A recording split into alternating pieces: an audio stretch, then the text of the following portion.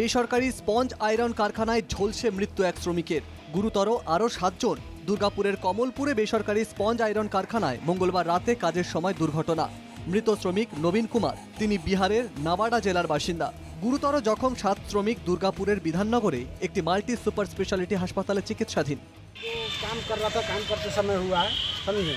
और जो हम लोग मांग किए थे वो मांग हम लोग का पूरा हो गया, समझे। क्या हुआ था? हुआ क्या था, वो गियर बक्स का फेल कर गया था।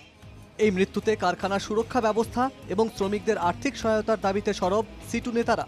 তৃণমূলের রাজ্য পরিচালনার সময়ে কোনো কারখানা চালানোর নিয়ম নীতি না থাকা, সেখানে যারা এমপ্লয়মেন্ট চাকরি করছে তাদেরও কোনো নির্দিষ্ট না থাকা এবং এনরোলমেন্টে আদৌ এরা রেজিস্টার্ড এমপ্লয়ি হিসেবে আছেন কিনা আমরা কেউ তা জানি না। এবং এদের ক্ষতিপূরণ নিয়ে ম্যানেজমেন্টের সঙ্গে কি আলোচনা হলো, কিভাবে তার নিষ্পত্তি হলো, এদের বাড়ির লোক তার দ্বারা সন্তুষ্ট হলো কিনা, এই কোনো খবরাখবর যখন বাইরে আসছে না। নিয়ম অনুযায়ী পর্যাপ্ত সহায়তার আশ্বাস এই কারখানার তৃণমূল শ্রমিক সংগঠনের। যিনি স্পট ডেথ করে গেছেন, আমাদের ডিমান্ড থেকে 13,50,000 টাকা, 13 লক্ষ টাকা তাদের যে ফ্যামিলিকে দেওয়ার জন্য, আর 50,000 টাকা